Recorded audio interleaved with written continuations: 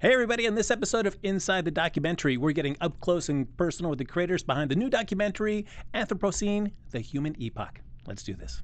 Welcome to Popcorn Talk, featuring movie discussion, news, and interviews. Popcorn Talk, we talk movies. And now, here's Popcorn Talk's I Talk Movies. Hey everybody, welcome to Inside the Documentary. This is the show where we get up close and personal with the people that bring you all these great documentaries you get to see in the theater, at home, or on a mobile streaming device. I'm your host, Frank Moran. My guest today, this is their third film that they've collaborated together here, and it is about humankind's actually physical destruction of our planet, or the fact that they're changing our planet. We're going to get up close and personal with these fine folks here behind the new film, Anthropocene, The Human Epoch. That's going to be coming out on theaters slowly, but we'll tell you where to find those there eventually. Please welcome the creators of this film, Jennifer Baichwal, Nicholas de Pencier, and Edward Burtynsky. Folks, Hello. That was a jumbled intro, but thank you for your patience. No, thank you. Hello. All right. The film is fantastic. I got a chance to watch this, and what I want to ask first is, before we go deeper into this film, is how did the three of you first meet? Now, the two of you are married, which I just found out, but then how did you all three come together with a mutual interest in creating documentaries? Well, Nick and I have been working and being together in life for 25 years, making films, and that's what we do. That's our vocation. We met at a job interview for a documentary, a job that didn't pay, but she was looking for a camera person, a cinematographer, for a documentary she was making. So our relationship started with documentary. That was our first film. Let It Come Down, The Life of Paul Bowles. But anyway, a friend of mine called me and said, I have all of this footage of a photographer. Do you want to have a look at it? It came across my desk, and he is our producing partner who we've worked with for 30 years, Daniel Iron. And I said, I know Edward Burtynsky's work. I'd like to look at that. So I looked through all the footage, and there was over 100 hours or 80 hours or something of it. And with my friend, who was an editor, and it was very reportage-y, the way that it was shot, and it was someone who was a client of Ed's, because Ed also owns a photographic studio in Toronto called Toronto Imageworks, who was a client who asked him if he could follow him around, but he didn't really know how to make a film, and so it kind of fell apart. And I looked at that footage and thought, wow, this is the beginning of something. But I can't make a film with this footage alone. I would have to do more. And so I went back and we met, and Ed knew our work because we've made a couple of films on artists and a film on a photographer, Shelby Lee Adams, called The True Meaning of Pictures before. And we talked about it. And I said, if we do this, this is not a biography. This is not... there's not going to be a thoughtful walking away from the camera moment. There's not going to be the dark room moment. There's not going to be the he grew up here moment. Like it's more like, can we make a film that translates the meaning of these still photographs intelligently into a time-based medium, the medium of film? What would that be? And that's how we started. Oh, wow. So... already a huge fan of your work. What was it about Ed, that you enjoyed about their films as well? Well, it was really, they spent a lot of time, I think, with the concepts and the challenges of trying to bring one medium, stills photography, into the film medium. And through this film that I saw in Shelby Lee Adams, I really recognized the kind of brilliance that they had in doing that. And I didn't want a kind of autobiography film at that point. I didn't, I thought I was still way too early in my career. I just really wanted to actually have somebody come and help me extend the ideas and extend the context of these places that I'm photographing through film, and show where the deeper and greater world of where these images are coming from, and particularly in China, that was at that point the manufacturer for the world, still is, and not very many people had gone into China to actually visualize what it is that was going on there, and we were able to get onto some of the largest industrial sites, big factories. We went on to the Three Gorges Dam, which is the largest dam ever built on the planet and still remains that way. So it was a chance to work with really accomplished documentary filmmakers. I was always interested in film myself, and so the more I could kind of sit alongside and watch what they're doing and how they thought and how they put something like this together was very interesting for me as well. Jennifer was at that time the director, and Nick was producing it. Peter Mettler, another fairly well-known Canadian filmmaker, was working camera and helping kind of think through a lot of the situations that we were doing in the field in China as well. It's the last film that we shot in film. We shot in Super 16. Oh wow! Yeah. Now, Jennifer, you were saying you were looking through all this footage, and you're like, well, there's something there, but not quite. I couldn't quite do something with it yet. When you're looking through footage like that, and you're deciding how to tell a story, are you, especially with a documentary, whether it's going to be somebody narrating it, if it's going to be title cards, it's going to be you're going to let the people themselves tell the story. How do you go about deciding how you want the story to be told? Do you just let the subject kind of dictate it, or do you kind of impose your own thoughts about how that story should be told? No, I mean from I think both Nick and I, and the reason that Ed's work kind of resonated with us is because he has a similar approach in his photographs, which are, they're kind of experiential, they're non-didactic, they're non-judgmental, they draw you in to a kind of narrative that almost always involves you. Like you're looking at a pile of garbage and you realize that you're responsible for that garbage somehow. So we were both drawn to that because our philosophy of filmmaking, I mean, I started as an academic. I did a master's degree in philosophy and theology before just deciding to be a documentary filmmaker, which I don't know how I managed to do that because there's no money in it. And we just I started making films. Nick learned how to make films by working on big film sets and making short dance films of his own. So neither of us come at this from film school. But there was always a philosophy of allowing the context to suggest the treatment. We never write a script, and because that feels like imposing too much of a filter on what is actually happening. And being in the field is very much about reacting to what is happening there. I have this thing that my philosophy is have a plan but be ready to abandon it at any moment, because reality doesn't always conform to your idea of what it should be. And if you're just thinking about trying to make that thing happen that you want to, you're not seeing what's around you. And if you're just going in blind, then everything you're doing is arbitrary, and it's like, why? Then you're shooting everything, right? Mm-hmm.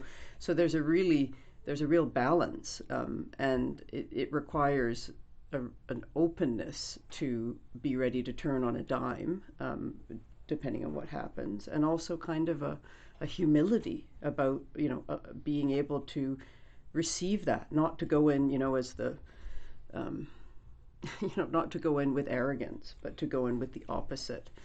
So we shoot a lot of footage, needless to say. Maybe you can talk about that, Nick. Nick is the cinematographer and producer of all our films except for Manufactured Landscapes, and co-director in many cases. Yeah, as the camera guy, it's an incredible responsibility, but also a fantastic challenge to have this kind of filmmaking that isn't talky, heady information. It's really the images are freighted with the storytelling and the sound environment. And on a film like Anthropocene, The Human Epoch, we're deliberately searching out the biggest open pit mines, the most incredible industrial sites, which are hugely impactful and immersive, and you want to bring back your experience of being there and just that kind of holy crap, I can't believe the scale of this place. You want to bring that back in images and in sound, and it's why it's great if people can see the films on a big screen and with the big sound mix, because we've worked hard to take you to these places that aren't just gratuitously sensational, but they're deliberately chosen as places that are representative of places that we are responsible for. These mines are what allows all of this kind of life that we have in the global north, in the industrialized world. But we don't usually think about the implications of extraction, of where our garbage goes, of some of these themes that the trilogy of movies, has covered. We do a ton of research. Like we research for about a year before we even start shooting. Because you shot for 4 years for this film. and always interested in terms of documentaries, where it's one thing, I guess, if it's about a one particular event or about a particular person that living or dead, but there's kind of a fixed endpoint to that person, that so it kind of gives you the scope of what you want to tell. But on this film, where I mean the time periods are so much longer and it is an ongoing thing, when do you decide, okay, 4 years is what we have, that's going to be enough to tell what we want to tell this film? Or is it just finally saying, we only have enough money to do 4 years, and then we got to put the film out? But it's also, when you're talking about time periods, we're talking about 4.5 billion years, the history of the Earth, of the whole Earth. Like, how do you do that in 4 years when we're trying to encourage people to think in geological time? That's probably one of the reasons it took so long. But well, the first year is really when we think about it, the first year is really the ideas, the locations, getting the financing together for a film like this, because we are traveling. We went to 40 different countries, 6 of the 7 continents, and so there's a lot of research involved and building it. So our actually shooting was about 2 years, and then the whole year in the edit room before the release of the film. So it is a long process that way. And there's going back to the idea of just the amount of footage, because you go into these locations and there's multiple cameras that are working for different things. We have a drone camera, and then we have Nick with camera on tripod, and all kinds of even smaller cameras for a low light situation. So we're doing a lot of different capture in different situations. And it was interesting it reminded me of that when Peter was there in the first film, it was still film. So I think we were traveling with 100 rolls of film that were 10 minutes per roll. So we had maybe, I kind of did the math on that, maybe 15 hours of film. And I think the last one, there was it 40 terabytes of data, and it was 200 hours. We had over 200 hours of film on Anthropocene, and Watermark was a lot too. But I just want to talk about that, how many locations we were in. We were in 22 countries, 47 different locations in those countries, 6 of 7 continents. And when you're doing a film that is on the human impact on the Earth, and you spew that much carbon making that film, you had better do something about that. So the whole project is carbon offset, not just the film, but the book, the exhibition, the release, the travel that we're doing now. And let me just say that feels like the least we can do for, in terms of responsibility. And the jury's still out on whether the impact the film has is worth all of that energy. I'm still thinking, I still feel guilty about it. Well, what was interesting about your film is that you really wanted to come in, as you're saying, with a non-didactic approach, non-judgmental. Let the audience take in this and respond however they feel, in whatever way they'd want to this. For that, because you were filming it that way, was it easier to go to these locations because people you're dealing with, you're not coming in with some sort of agenda?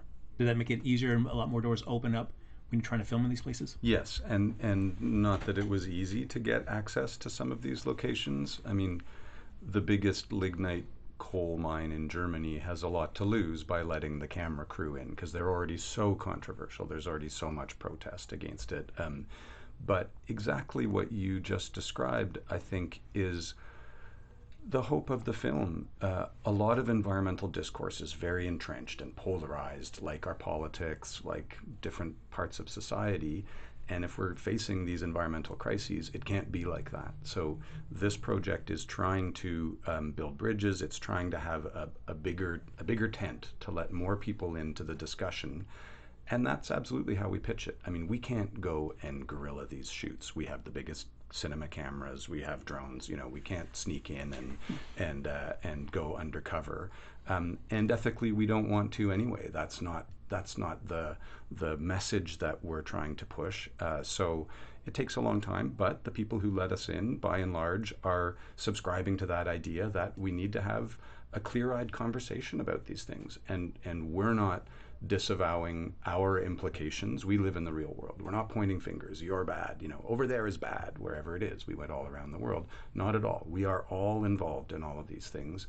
And we need to be realistic about it and practical about it if we're going to solve the problems. And so that's the message that I think got us into a lot of these places. Well, although, I mean, and Ed can speak to this too, because he's been trying to do this for, whatever, over 30 years, where sometimes you just appeal to people's vanity by saying, you've got the biggest one, so you get to stand in for all the other ones. And they're like, yeah, you're right, I do. So come on, there's a bit of that too. But it takes a lot of grappling. It took us a year to get into Norilsk, for example. And even when we were there, we were detained several times and harassed, basically, while we were shooting in Russia. Is it because they feel like that what you were coming for wasn't your true purpose? You're like, oh, you're here to do a slander job or something like this. Yeah, which was not true. No, and I guess it's tough for them to know that until they see a final film. You're talking in the theoretical in that moment. Like, oh yeah, we're not here to pass judgment. We're here just to... I think it just played for the first time in Russia last week, actually, the Message to Man Film Festival or something. So we'll see. See what happens. But I don't want to go back there. Yeah, well, Norilsk is a closed city, so even if you're a Russian citizen, you have to get paperwork to go to that city, whether you have relatives or something. And if you Google, top 10 polluted cities in the world, Norilsk is usually number 1 or 2.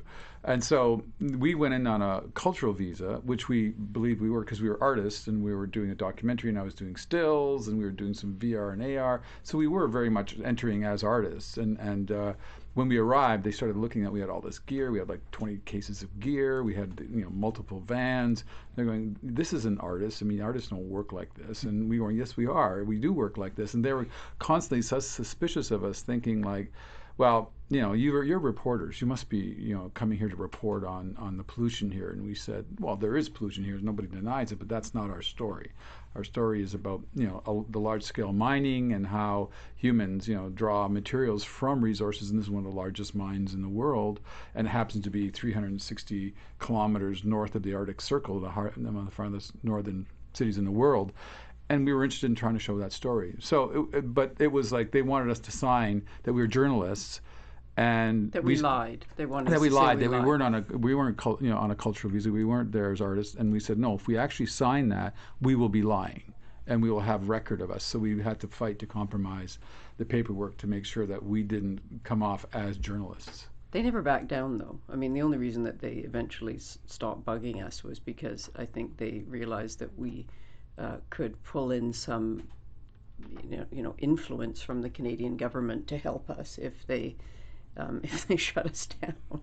So that was it was kind of scary. But it was interesting because you don't have many people speaking throughout the film, but you do have one speaking from there, a woman talking about how the city, once you go there, it draws you in. There's a romance to the city, and it's like seeing a flower come through a rock. Yeah.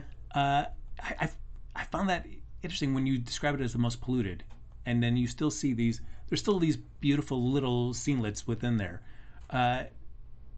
What is it about that hearing her describe this city, but did you see any of that appeal even for your brief amount of time there? Well, I mean, first of all, that was one of the things that first got us detained, because we interviewed people, and this goes to a philosophical, way of filming too, which is that most of Ed's work is about scale, right? And certainly the Anthropocene is about scale. It is about the enormous impact that we have as a species on the planet. So you have to show things. You have to show the big picture.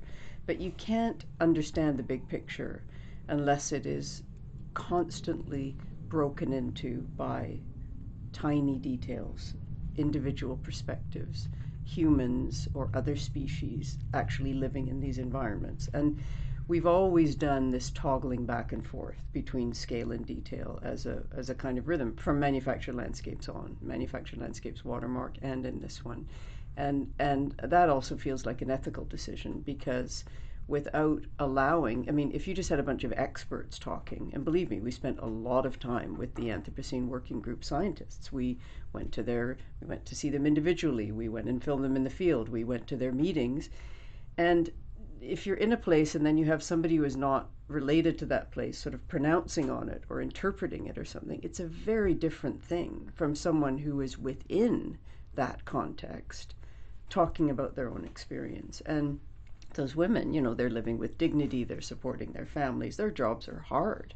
And that's that was in the copper smelter, they're crane operators. We had to, I feel like that is a very important thing and it runs through all of the films, for us to have the people or the species that are part of that kind of tell the story. There are several areas where you go to in the film, and then there were some areas that I really enjoyed. And one I just want to ask is when they go to Switzerland and there's a big opening for the tunnel, and they do that huge event where at first it was really interesting, where you see the people kind of simulating falling off a side of a cliff, and it's like, wow. Then it just got really interesting after that. What was it like filming that? You know, I think sort of taking what Jen was just talking about to the next level, the human fetishization of our huge engineering projects. So the Gotthard-based tunnel, railway tunnel, is the longest rail tunnel in the world.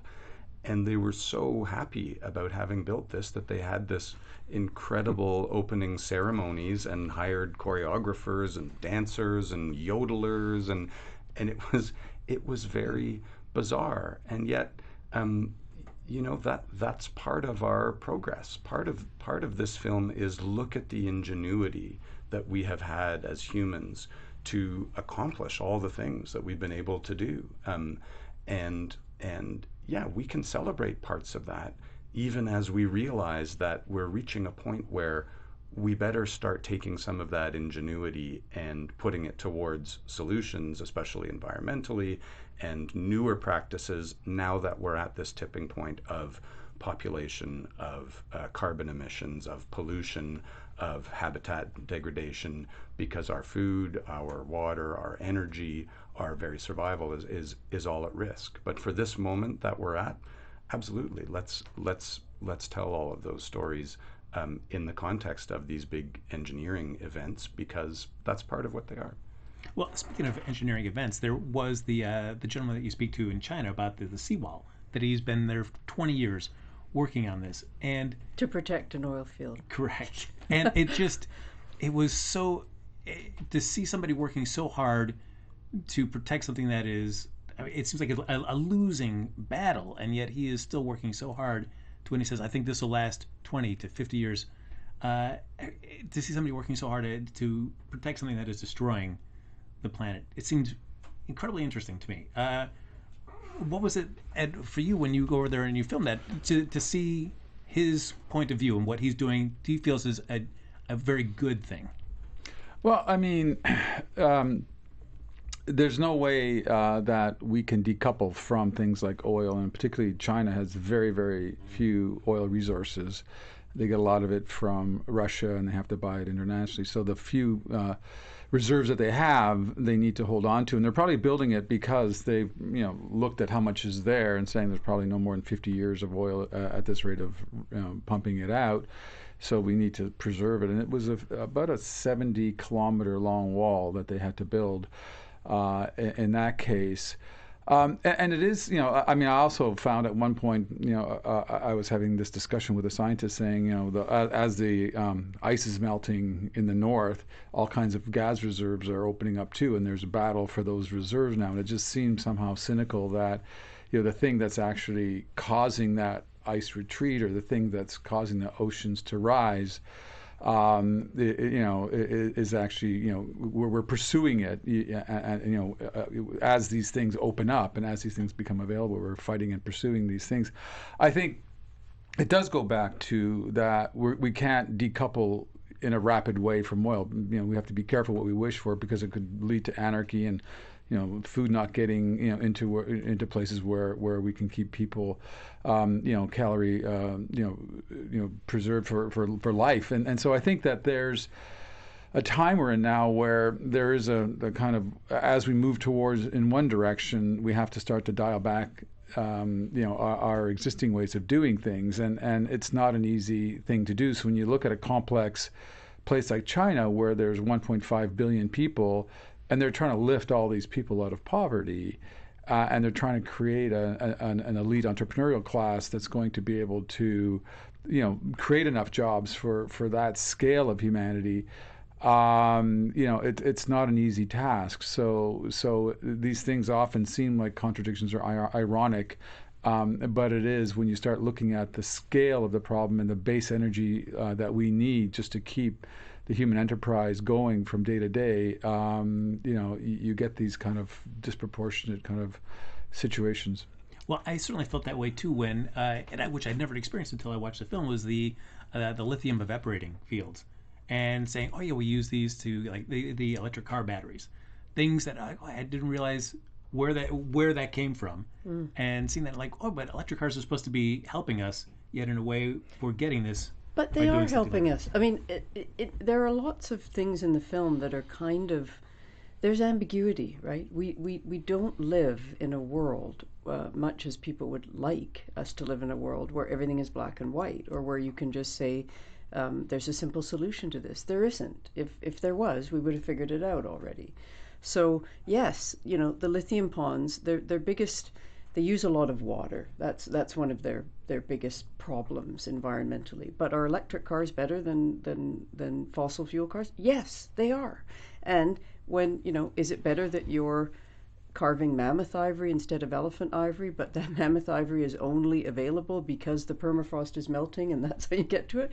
Yes, it is better in some way. And when the opening and closing of the film, there's something very apocalyptic about that ivory burn, but actually it's a positive thing that they're doing. So I feel like not sort of celebrating, but acknowledging ambiguity in all of these, that these are difficult things, that they are contradictory, that there are ironies there, that we're working towards change with all of these contingencies always, pressing against us. That's reality. That's a complexity of reality.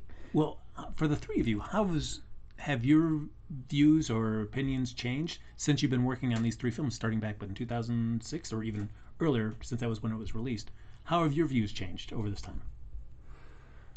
I think for me, my views have just been entrenched, having witnessed firsthand a lot of the front lines of these issues of environmental crisis, of human impact on the planet. Having met so many scientists and talked to them and had this amazing window into a lifetime of expert research in each case. That's one of the privileges of making films. And at some points, some people look at a film like Anthropocene, where there's a lot of really heavy environments and places that could be causes for despair, and wonder how it is to be in those places. But for me, the best antidote for despair is to be acting towards something positive. And I'm a cinematographer and a filmmaker, so to be able to be there telling that story, for me, is an act of hope, is the antidote to that potential despair from witnessing these things. And also witnessing the women, the crane operators in Norilsk, who find a way to maintain their humanity even in the context of living in one of the most polluted cities in the world, and examples all around the world of people like that who are also cause for hope. That's where you have our young gentleman who raps in the film in Africa. Yes, I was. Or a landfill. The church that's there in Africa that it. In Germany. Yeah, I'm sorry, it was 1 million people that they could. Oh, sorry, in Kenya. Yes, yeah. That 1 million people could possibly go to that church. I mean, the scale of that is incredible. And you know what? They've replaced it with one that can seat 3 million people at one time. Can you believe that? That is amazing. Yeah. Where it's quite the traffic jam as everybody tries to arrive. I would imagine, but I mean, because I assume, I mean, at the very front and where you're showing on the screens, which I imagine are scattered throughout that church, of the musicians playing and they're singing and things at the beginning. But it's got to be such a interesting thing to go through that, and just for 3 million people at the time we were there, 1 million. Everybody's got to be having their own little vignettes within that huge 1 million seat church. Yeah, and then if you look at it, it's just a whole series of screens that go further and further back with all of the speakers to amplify everything from the stage. So, and it's quite remarkable. It's very joyous. People are having a great time, and it's very celebratory. And it's kind of an evangelical kind of Christian kind of movement that's moved into Nigeria, and it's a big deal. I couldn't believe when I heard that there's a place we can go and 1 million people are going to show up for the day, and I went, okay, that's worth a trip. And is it a day-long celebration there? It's everybody's. It's kind of like everybody's gathering and talking, and there's little events that happen around it, but it really starts in the afternoon, like 5 o'clock in the afternoon, and goes into the evening. So it's more like a 4-hour, 5-hour extravaganza. Wow. Church service. It is interesting, and Nick, I'll ask you, since you were the cinematographer, the visuals are stunning in the film, but it's also, I guess, that interesting thing where you, as a filmmaker, you want to compose these engaging shots for the audience, and yet some of the subjects you're like, I am portraying this landfill, for example, but I'm trying to also shoot this landfill in the most interesting way possible to bring this to life. What is it about covering these subjects that, controversial or not, and not placing any judgment on them, but still trying to find engaging ways to show them to the viewer? I think when you say not placing any judgment on them, that's exactly right. I mean, I'm there with the intentionality of telling a story, of bringing back the most authentic images that I can, and so I'm going to be kind of listening to my reaction to this place and letting that dictate how the ideas of using the language of film, the established language of film, and sometimes Hollywood film syntax, tracking shots, and we have drones. We can do camera movement. We can do big reveals. We can do all these things. And a lot of the environments are so complex. It takes a lot to figure out, and that's why, as a collaboration with the three of us, and obviously Ed with his background in stills and being a master of the wide view and the comprehensive view for a single photograph, we'll often divide and conquer, and we'll move off with different parts of the crew or tackle it together. But it's a matter of reacting to what's there and then thinking, how can I bring this back and in the most impactful way possible. The shot of from the point of view of the train going through the tunnel, that was a very fun image to watch. The way that's put together, is it's just simply placing because the camera rotates as well as it's going through the tunnel. Well, okay. Or so was that intentional or not? No. We put we strapped an Epic camera, and Nick and Mike Reed, who is our drone expert, and we've been working with him since Watermark. We love him, and so Nick, Mike, and I went to Switzerland and convinced the Swiss authorities to let us mount a camera on the front of the train. With what did you have? He brought it on the plane. We had all this pipe. They sent us the plans, and we kind of measured out what we thought as best as possible, a grid pipe rig that would let us put the camera on the front. But my high school math and physics marks were not anything that the Swiss train people, if they had looked at them and said, yes, we trust you to engineer this thing on the front of our train that's going to go 200 kilometers an hour through the tunnel. And the rotation was a post-production effect. Was our editor. Yeah. So Roland Schlimm has edited all 3 films, and when he first did it. So basically, that we should talk about the edit process a bit, because it's pretty intense. Like it takes a long time to sift through all of that material, and there's this interesting thing that happens for me where my fidelity to what I remember of what happened eventually transfers to the footage that exists, because you can be in that moment where I go, where's that bird that I saw in the tree beside the whatever? Why didn't we get that woman doing that weird thing, like those kind of things? And then I'm so sort of trying to remember what happened, and then eventually that just all goes away, and the universe becomes the footage. And in that case, when Roland did that, I said, okay, that's clever, but it's drawing a lot of attention to itself.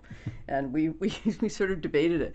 But it was this moment where it gets totally psychedelic and weird, but at the same time, you're still reflecting on the fact of scale. Like, to go through that, it takes about 20 minutes to go through it in real time. So obviously it would have been a third of the film if we'd have just let it be that. Can you imagine? That's actually a good, this is fascinating. So we did speed it up. And I think he just did that, and in the end we left it in the installation view, which is in the museum exhibition that accompanies this film. It's just straight on. It's just a straight on shot. Well, as you mentioned with the editing process, usually 3 phases to a film. One when you're pre-production, then you're doing the filming, and then a third chance to kind of write the film in post. So how did the film change by the time you get to the edit bay from where you first started? Yeah, the fact that we don't use a script means that the film pretty much gets written in the edit room. I mean, the locations and the scenes we all decide on together, and that's a year's work. We had an office in Ed's house with a big corkboard wall with potential locations, with printouts of Google images from all around the world, and Ed spent 30 years visiting and photographing mines and places, and so the casting in a documentary is super important. Where are we going to go, and what's the portfolio of places that are going to tell this story? But the story really gets written with Jennifer and Roland for months and months, almost a year, sifting through those things and looking for the associations, the contrasts, the potential narratives that could make what is, in a way, a kind of an abstract concept coherent as a storyline. So that's a lot of heavy creative lifting. Well, and don't forget the middle part that we're talking about, production, where we're all working flat out. Like we're all doing, we're not in all locations at the same time. Sometimes it was just Ed somewhere, sometimes it was Ed and Nick, sometimes it was me and Nick. So sometimes we were all together, right? So we were not, that period, everyone is working to capacity, gathering, and then it just becomes this moment of, okay, what do we have? And I feel like there's some point, and I don't want to be sort of overly, mystical about this, but the story kind of reveals itself to you as you sift and look through everything. And we do these really long assemblies of scenes at first that are, one scene is 2 hours, right? And then it slowly gets whittled down. And then at some point we don't even start chaining things, putting things together until we're maybe at an 8 or a 10-hour mark for the whole thing. And then we'll watch that through and then think about order. Like the order changed a lot. And the narration, I mean, the title cards were not, that was something that came up while we were editing. Oh, I guess we should use these. And originally we were going to put the definition of, Anthropocene is human tunneling under the earth. But then it was just, we were going to put that on the title card to avoid having any kind of narration at all. And then as it started to, fill up with titles and supers of where we were and that kind of thing, it felt like it was too much information. And we didn't end up, realizing that narration was necessary until about month 8. And then I started writing narration based on the scientist's research and whittling that down and trying it out, listening to it. And then it wasn't until literally 2 weeks before we released the film that we recorded Alicia Vikander reading that narration. So you can imagine how stressful that was. Was it even more than? No, it was 2 days before the first press screenings. The first press screenings over the long weekend in September that we were in there finishing it and doing the post. It was stressful. Now, in the editing process, though, as you're seeing the story kind of reveal itself to you folks, do you go back out and shoot anything that you might need to supplement any of those locations, or you're only working with what you got on the initial trips? We sometimes don't. We start editing before we're finished shooting. Absolutely, there are scenes that come in, but we don't start editing until there's a really good critical mass. Okay. Yeah. And do we go back? Like, are there locations that we go back to? And To go back, no. No, that's what I mean. It might be, we don't do that because you're not going to go all the way back to China because you missed a couple of shots. So we don't do that. But sometimes we augment by doing more. And then some things don't get in. We did this beautiful shoot in the seed bank, the oldest seed bank in the world in Petersburg, St. Petersburg, Russia. And it was the beginning initially of the extinction section of the film. And it was just, it was just too much of a leap to go from seeds to animals somehow, even though they were very, like many Russians, deeply philosophical and incredible. So we ended up making that a little extra, an iTunes extra. The when we go over to, we see the animal conservatory in Africa, where we have got the white rhinos, and I've always heard about that, but to actually see it on screen and realize when you see a soldier so close, because the risks of killing that animal are so high. To see that on screen was incredibly compelling. What is it? What is the feeling like there when they know these people are protecting animals that, poachers are constantly after them, and there are very few of them left? I mean, the examples of cause for hope were never more than a place like Old Pajeta Conservancy, where we filmed elephants in their natural habitat, so that later when you see the elephant tusk burn, you have more of an understanding of the majesty of these incredible animals and what's being lost from poaching, with all of these tusks being burned by the Kenyan government. And then the work that the people at the Conservancy do at risk of their own lives, because poachers are driven to desperation by international markets. And if it's a choice between feeding your family or not, you're going to go in the night and risk your life to try and get that rhino horn or get that elephant tusk. And so to witness the conservation officers who are going and doing this, and their commitment to maintaining biodiversity and to trying to stem the tide of this mass extinction that we are in, the 6th mass extinction, that's incredibly inspiring. It's elevated to warfare now, because the poachers are now well armed, and they're using drone technology, and that's why night vision and all that. So a lot of they're actually restricting a lot of drone technology because of these reserves, and that the poachers are using. They're saying no drones coming in at all because it's hard for them. And then the rangers are using the drones to go through and make sure that nobody's coming in with a truck or anything that they're not supposed to be there. So it is really elevated, and of course there's so much money on the other side of it. Like rhino horn is per weight 7 times the value of gold. So for somebody living in a village there, if they are convinced that this will make them $1,000 or something to go and bring back a horn, that's enough money to feed their family for a year or two. So they're going to take that risk. And so it is the strategies of trying to stop this kind of needless destruction and death is to really go in and work with the locals and the people in the villages where the poachers are out, because it's not whoever's paying for it, whether it's the Chinese or some buyers in Vietnam or whoever's funding it, is not actually carrying it out. They're finding locals who know how to work that territory and terrain and they arm them and say go and bring it back. So it is a tough thing, but by and large they're starting to win the battle. But it is full-on kind of war zone. Well, the burn, let's just talk about the burn for a moment, because first, that was an incredibly brave thing to do. We're talking about the deaths of between 6,000 and 7,000 elephants that were represented in that ivory burn.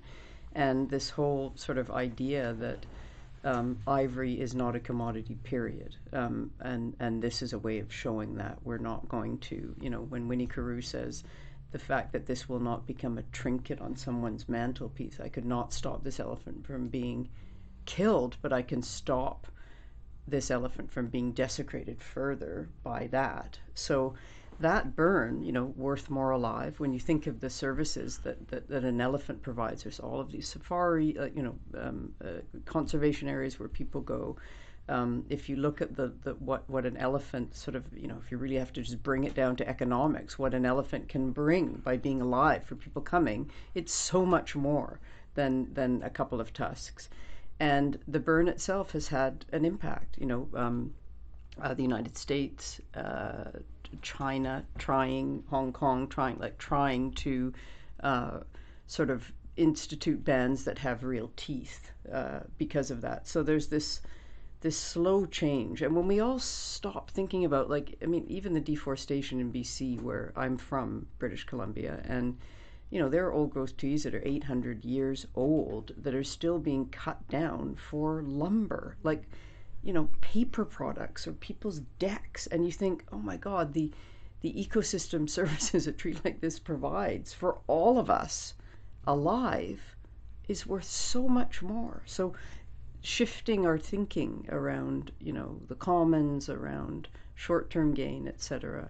I think we only do it when we get to crisis, and now we are in crisis. There was our daughter was just at the climate march in Toronto and Montreal. They were all over this Friday. It was probably the biggest one that's ever happened in Toronto, and she was there today. And there were thousands and thousands of people in the streets.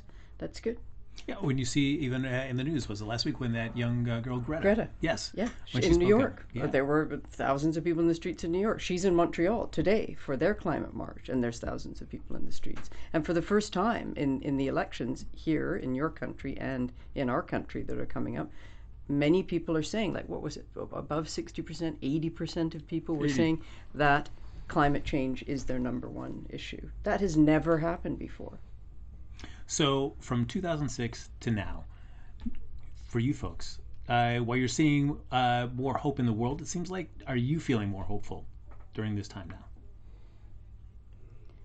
now? Well, I mean, I do think that there's a lot of shifting in individual behavior that's starting to happen a lot, and I think that's very promising. I think the millennials have a whole different relationship to consumerism, and they're far more interested in experience and in consumerism, and I think that's a healthy trend that's going on out there. What cities are doing and what states are doing, like individual states or provinces are doing, a lot of that is very positive.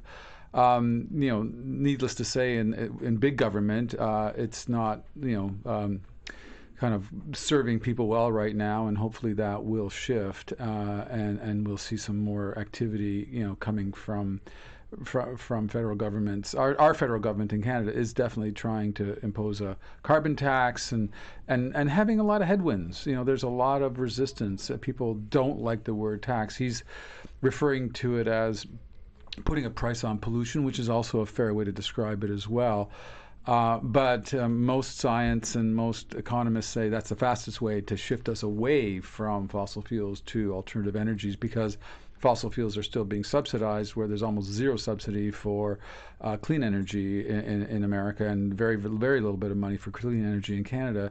Whereas if you look at China, the government had spent, I think, over $200 billion in supporting, solar plants and wind farms and technology around. So they are moving rapidly ahead of all of us. And it's going to be tough to catch up, I think, because you can only be asleep at the switch for so long before somebody has your lunch. And I think this is going to be the largest industry coming forth in the next several decades. And we'll see who wins, but whoever has the most effective and efficient and cheapest, products that are going to start solving these problems are the ones that are going to win the game.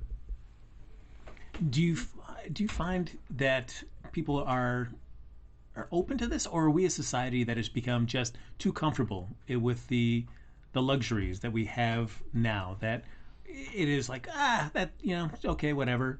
I'm gonna just pass it down to my kids. And when you see somebody like Greta or saying, no, I'm gonna be angry if you left me with this, do something now. Well, we met this woman Malati from Bowley in New York a couple of days ago, who was there for the UN General Assembly during Climate Week, and she addressed the Assembly. She is 18 years old, and she has succeeded in a ban on single-use plastic bags in her country.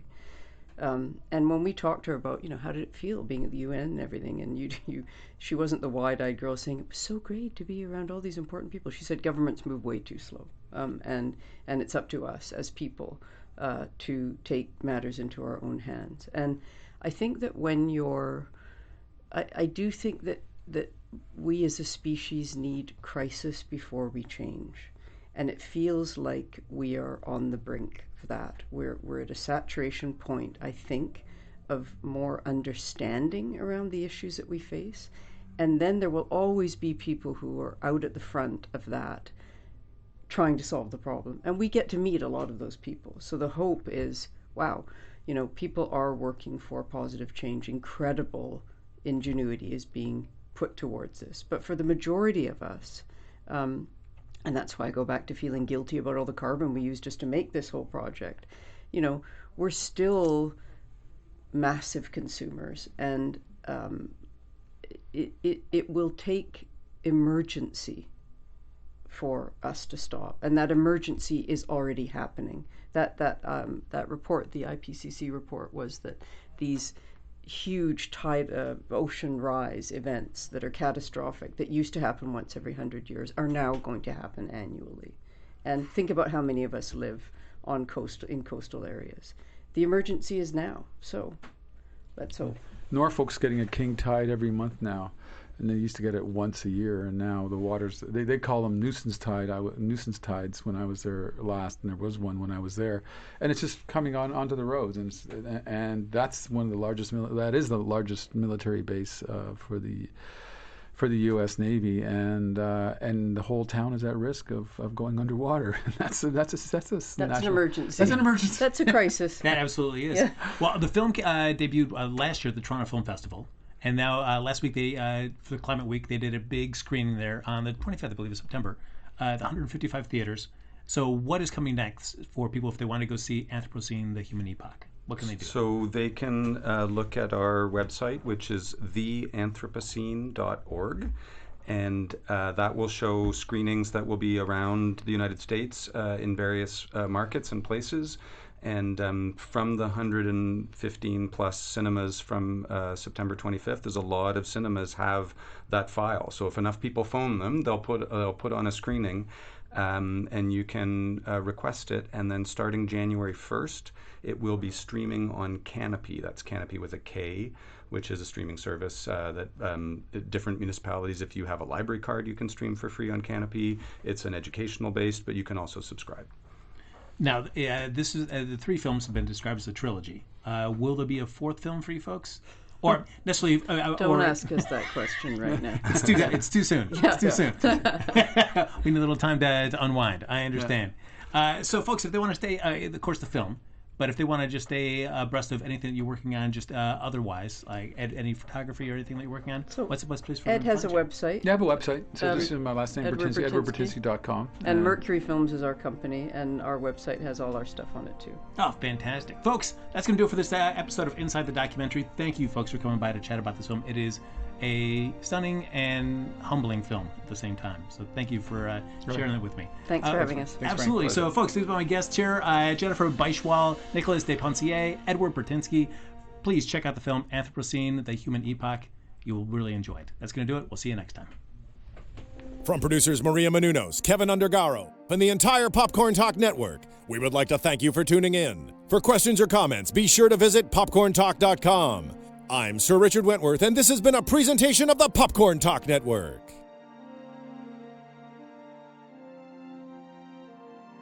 The views expressed herein are those of the hosts only and do not necessarily reflect the views of the Popcorn Talk Network or its owners or principals.